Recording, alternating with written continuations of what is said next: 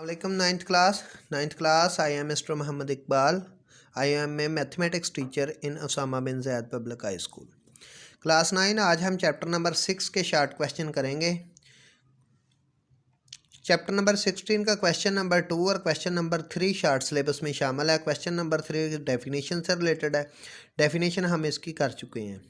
तो बेटा आज क्वेश्चन नंबर 2 करेंगे। इसके टोटल 4 पार्ट हैं। पहला रेक्टेंगल, दूसरा स्क्वायर, तीसरा पैरेललोग्राम, चौथा ट्राइंगल। और इसकी स्टेटमेंट है find the area of following, कि हमने इनका एरिया फाइंड आउट करना है। तो चलते हैं इन क्वेश्चन की तरफ। ये as a short question paper में आते हैं। बेटा सबसे पहले ये है रेक्टेंगल। तो बेटा इसका एरिया मालूम करने का फार्मूला कि इसकी दो कनेक्टेड साइड को मल्टीप्लाई कर दिया जाए तो ये इसका एरिया होगा। कोई भी 4 कॉर्नर वाली जो फिगर होती है इसमें दो कनेक्टेड साइड्स को मल्टीप्लाई कर दें तो उसका एरिया आ जाता है। इसकी दो कनेक्टेड साइड कौन सी होगी? एक लेंथ और एक ब्रेथ। तो फार्मूला होगा L multiplied by B। L mean length, B mean breadth. उसके बाद बेटा हम यहाँ पे वैल्यू पुट कर देंगे। लेंथ की वैल्यू है 6 और ब्रेथ की वैल्यू है 3। साथ बेटा यूनिट ना लिखें, यूनिट एंड पे आंसर में लिख लें। 6 को 3 से मल्टीप्लाई करें तो 18 आंसर आएगा। याद रखें एरिया का यूनिट हमेशा स्क्वायर में होता है। ये cm है तो इसका यूनिट भी होगा cm स्क्वायर। ठीक है। और अगर यूनिट साथ लिख भी लें तो 6 के साथ भी cm और 3 के साथ भी cm। 6 3 ज़ार 18, एक ये cm होगा एक ये cm, तो दोनों का स्क्वायर। एरिया बेटा हमेशा 2 डायमेंशनल होता है, यानी कि इसमें हमेशा 2 साइड की लेंथ होती है, इसलिए इसका यूनिट हमेशा स्क्वायर में होता है। तो ये एक छोटा सा क्वेश्चन है जो हल करती है। अब आते हैं बेटा स्क्वायर। ये दूसरा क्वेश्चन स्क्वायर है, इसकी एक ही साइड गिवन है। मेरा आपसे क्वेश्चन इसकी एक ही साइड की लेंथ क्यों गिवन है? शाबाश बेटा, इसलिए कि जो स्क्वायर होता है इसकी चारों साइडों की लेंथ इक्वल होती है। अगर ये 4 cm तो ये भी 4 cm, ये भी 4 cm, ये भी 4 cm। तो इसलिए इसका जब फार्मूला होता है वो होता है area of square equal to side multiplied by side, कि कोई सी दो कनेक्टेड साइड्स को मल्टीप्लाई कर दिया जाए तो इसका आंसर आ जाएगा। इसकी एक साइड 4 है, दूसरी साइड भी 4, 4 4 ज़ार 16। तो बेटा एरिया का यूनिट आपको कहा है स्क्वायर में होता है। अगर यहाँ पर cm तो यहाँ पर cm स्क्वायर आ जाएगा। ये था बेटा इसका दूसरा पार्ट। अब चलते हैं इसका नेक्स्ट पार्ट। बेटा इसका नेक्स्ट पार्ट है जो वो है पैरेललोग्राम। पैरेललोग्राम में बेटा एरिया है जो इसका फार्मूला होता है बेस और मल्टीप्लाइड बाय हाइट। बेटा बेस नीचे भी हो सकती है, बेस इधर को, यानी कि ये जो लेंथ होगी ज़मीन जो हॉरिजॉन्टल लाइन होगी that is called the base of parallelogram. और जो हाइट होती है वो वर्टिकल होती है नीचे से ऊपर को। तो बेटा इसका formula base multiplied by height. इसकी बेस कहाँ कितनी है? 8। ये ऊपर गिवन है बेस और मल्टीप्लाइड बाय हाइट। हाइट हमेशा वर्टिकल नीचे से ऊपर को, तो वो 4 cm है। तो यहाँ पर हम लिखेंगे 4।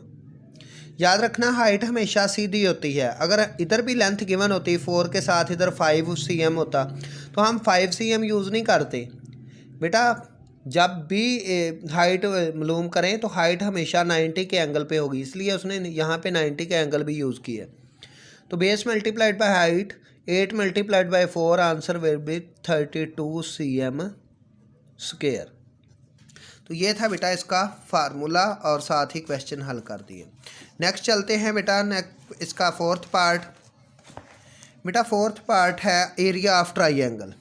एरिया ऑफ ट्राइंगल बेटा इसका फार्मूला होता है 1/2 बेस मल्टीप्लाइड बाय हाइट। ये 1/2 क्यों है? बेटा याद रखना कि किसी भी रेक्टेंगल के ये या पैरेललोग्राम के 2 हिस्से कर दिए जाएँ तो एक ट्राइंगल बन जाती है। तो इसलिए फार्मूला यही होता है पैरेललोग्राम वाला। लेकिन अगर इसको बेटा इस तरह इसके डायगोनल को मिला दिया जाए तो एक रेक्टेंगल ऊपर होगी, एक रेक्टेंगल नीचे। तो इट मीन्स जो ट्राइंगल होती है वो रेक्टेंगल का हाफ होती है, और हाफ का मतलब होता है उसको 2 पे डिवाइड कर देना।